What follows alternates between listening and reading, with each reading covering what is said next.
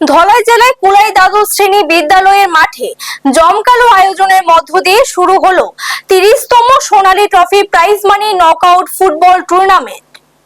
সোনালী সংঘের উদ্যোগে আয়োজিত এই ঐতিহ্যবাহী টুর্নামেন্টের আনুষ্ঠানিক উদ্বোধন করেন ত্রিপুরা সরকারের যুব বিষয়ক ও ক্রীড়া দপ্তরের মন্ত্রী টিঙ্কু রায়। উদ্বোধনী অনুষ্ঠানে মন্ত্রী ছাড়াও উপস্থিত ছিলেন জেলা সভাধিপতি সুস্মিতা দাস, জেলা শাসক বিবেক এইচবি, জেলা পুলিশ সুপার ঋষিকেশ দেশাই এবং ক্লাবের সভাপতি তথা বিএসসি চেয়ারম্যান পরিমল দেববর্মা সহ একাধিক বিশিষ্ট ব্যক্তিত্ব। টুর্নামেন্ট ঘিরে ক্রীড়াপ্রেমীদের মধ্যে উন্মাদনা ছিল চোখে পড়ার মতো। এই বছর রাজ্যের বিভিন্ন প্রান্ত থেকে মোট 23টি দল প্রতিযোগিতায় অংশ নিচ্ছে।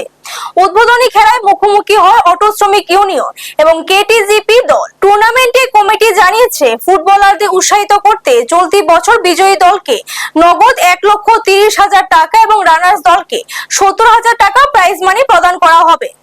উদ্বোধনী ভাষণে মন্ত্রী টিঙ্কু রায় বলেন, রাজ্য সরকার চাইছে তরুণ প্রজন্মকে বেশি করে মাঠমুখী করতে এবং সেই লক্ষ্যে ক্রীড়া ক্ষেত্রে নানাবিধ সিদ্ধান্ত ও উদ্যোগ নেওয়া হচ্ছে, যার ইতিবাচক প্রভাব হিসেবে ত্রিপুরা থেকে জাতীয় স্তরে সাফল্য আসছে। তিনি আরো জানান, আগামী দিনে আমবাসা একটি আধুনিক মানের খেলার মাঠ গড়ে তোলার পরিকল্পনা রয়েছে সরকারের। যুব সমাজকে খেলাধুলার প্রতি আকৃষ্ট করতে পারলে রাজ্য সরকারের নেশামুক্ত সমাজ গড়ার যে মূল লক্ষ্য তা সহজ ও বাস্তবায়িত হবে বলে তিনি আশা প্রকাশ করেন।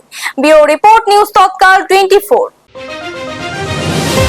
আছেন আমাদের বিএসসি চেয়ারম্যান যিনি প্রাক্তন বিধায়ক, তিনি কিছুক্ষণ আগেও কথা বলেছেন। আসলে মাঠ করতে গেলে মাঠের যে সাইজ, অর্থাৎ আমরা যখনই কোনো মাঠ ডেভেলপ করতে যাই, ধরুন সিনথেটিক ট্রাফ, ফুটবল বসানো হবে, তার জন্য একটা যে ফিফার একটা গাইডলাইন অনুযায়ী সাইজটা চাই, তো সেই সাইজ থেকে অনেক ছোট এই মাঠটা। আর এটাকে যদি ইতিমধ্যে আমরা কোনো দিকে গ্যালারি বা অন্য কিছু করতে যাই, তাহলে এটা আরও ছোট হয়ে যাবে।